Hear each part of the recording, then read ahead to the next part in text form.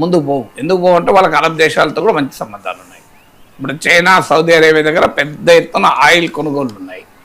So మీకు ఈ రష్యాకు ఇజ్రాయెల్కి కూడా ఏం ఘర్షణ లేదు, చైనాకు ఇజ్రాయెల్ కూడా ఏం ఘర్షణ లేదు.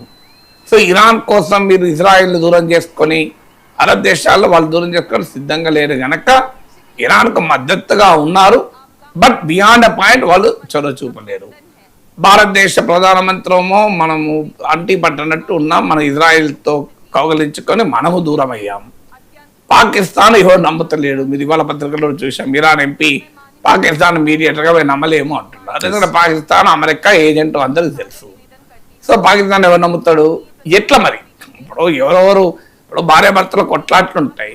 భార్యన్నా కాస్త అర్థం చేసుకోవాలి, భర్త అన్నా అర్థం చేసుకోవాలి, లేదా ఇంట్లో పెద్దవాళ్ళన్నా చెప్పడం ఉండాలి, అత్తమావనో లేకుంటే పక్కింటోళ్ళు మేనమావనో ఎవరెవరు పెద్ద మనుషులు చెప్పడం ఉండాలి. ఫ్రెండ్స్ అన్నా పరిష్కరించడం ఉండాలి. ఎవరు లేకపోతే ఏమవుతుంది?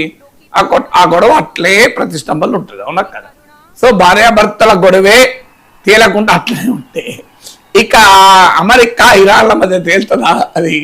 సో అందువల్ల ఇప్పుడు అమెరికా దిగి రావడానికి సిద్ధంగా లేదు, దిగి వచ్చింది కానీ దిగి వచ్చినట్టు కనిపించడానికి సిద్ధంగా లేదు.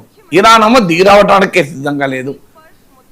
మధ్యవర్తులు ఎవరు లేరు, ఏం చేయాలి? సో అందువల్ల ప్రతిష్టంభలు